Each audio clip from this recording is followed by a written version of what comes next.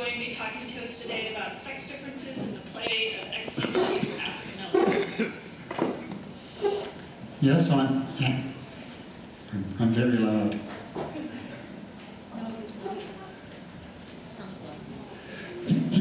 I'll try to talk very quietly. Oh, can you? Okay. Yeah, after a lot of talks in which people have given you the solution to a problem, I'm going to give you the problem and let you think about the solution. And first of all, I want to acknowledge the guidance and the assistance of the zookeepers who did a lot of this work. Butler University undergraduates who collected a lot of the data, and both the Indianapolis Zoological Society and Butler University that provided various resources. I'm doing this because, as it says here, we happen to have two young calves, the first African female and the first African male calf born through artificial insemination. And why that's important is they grew up having never seen an adult male elephant. In fact, Johnny had never seen another male elephant. And this is the first exhibit that they were in. And on the left is a Molly with her short tail, and on the right is a Johnny with his longer tail. And the basic point of this study is to see whether the two calves would show species-typical behavior in a captive situation, or would they act in a way similar to calves in Africa. So we recorded social interactions at the zoo. Female calf was 5 months older than the male calf. And because neither calf had seen an adult male, it would be difficult to attribute, especially a Johnny's behavior, to social learning, because he had nobody to learn from. This is where I'm going with it. This is an adult male from the Amboseli elephant book. He knows the proper mounting position. This is a Johnny. I said he's about 2. He's actually about 1.5. And he apparently knows the correct mounting position very early.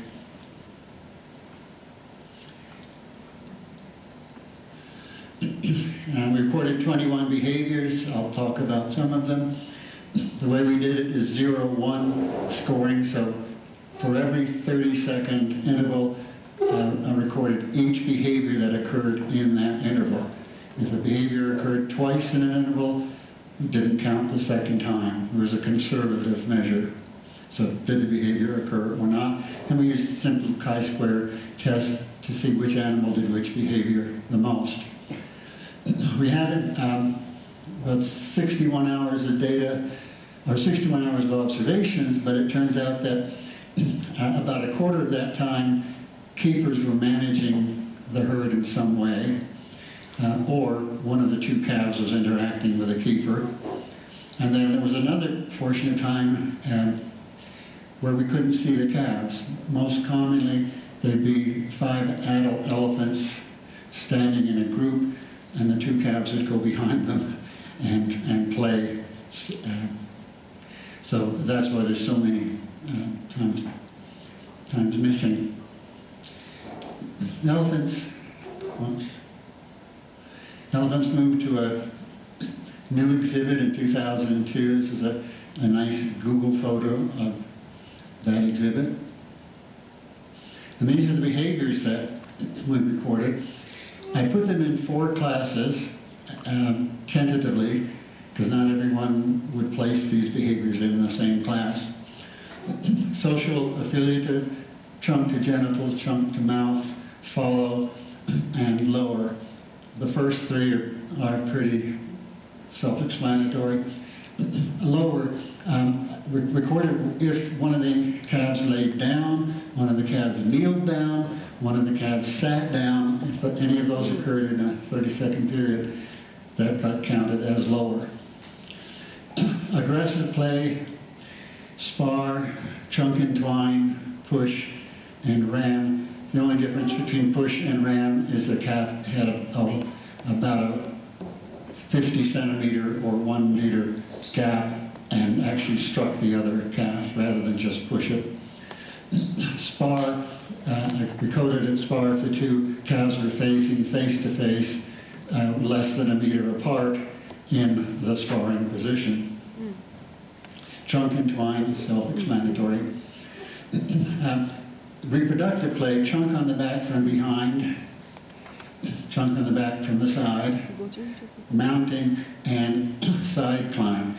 Now, mounting is what you saw that adult elephant do, putting 2 feet on the back of another elephant from behind. Side climb was putting 2 feet on the back of another elephant, of the other elephant from the side.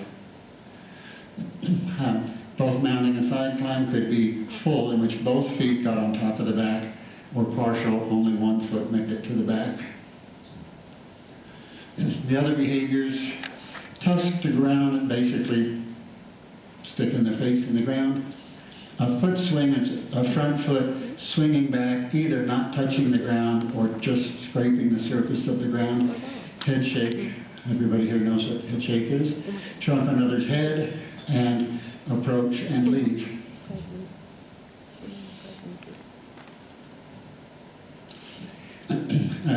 We actually coded the data twice. The first time through, we coded 60 sessions and didn't score all the behaviors that I have here. And then we added another 30 sessions, and at that time we rescored everything. Test retest reliability was decent for all the behaviors except approach and leave. Turned out that judging which animal made contact or broke contact was very difficult. We first scored it with a 1 body length separation, and we found they spent a lot of time at about 1 body length apart. So we changed it to a 2 body length separation, and they spent a lot of time 2 body lengths apart. So that's why it's not reliable. We're going to score the approach and leaving a different way. Okay.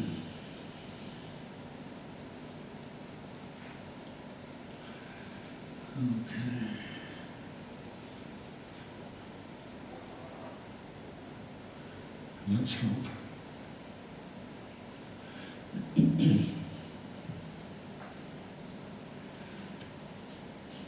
Touch temporal gland, they did that. We didn't score it. But you see trunk to the mouth. On the back from the side.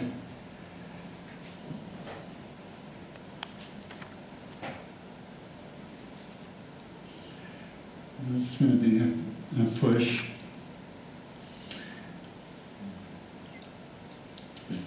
It's a trunk over the head. I would still call that a push because it's not violent enough.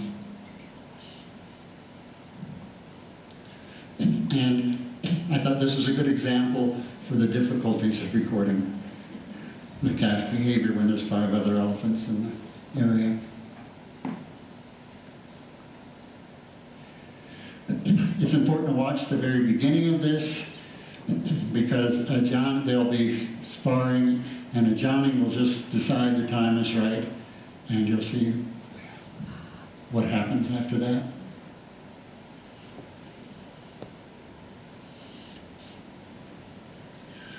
That's a Johnny on the left at this point.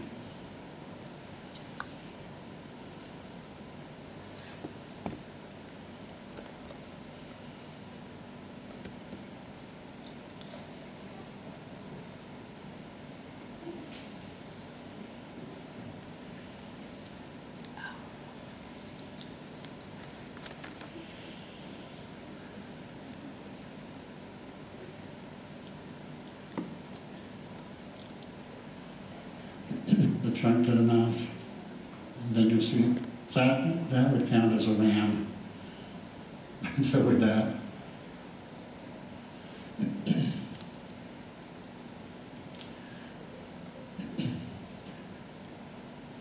There was occasional biting, but we didn't score that.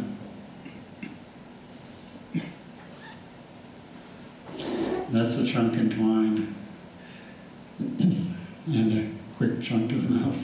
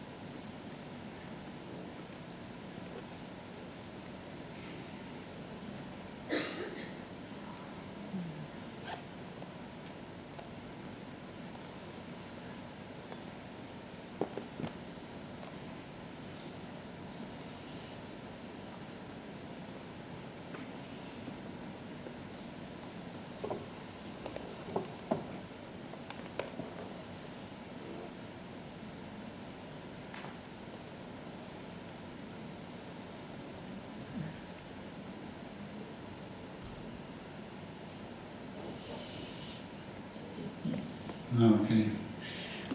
That was long enough to give you a sense of the behaviors. And here the result for the scoring. When it came to social affiliated behaviors, it was all about Amali, the female. She followed Johnny when he moved away. He didn't follow her very often when she moved away. She got down on the ground a lot. He didn't do that as much. Both trunk to genitals and trunk to mouth, Amali did it a lot more than Johnny.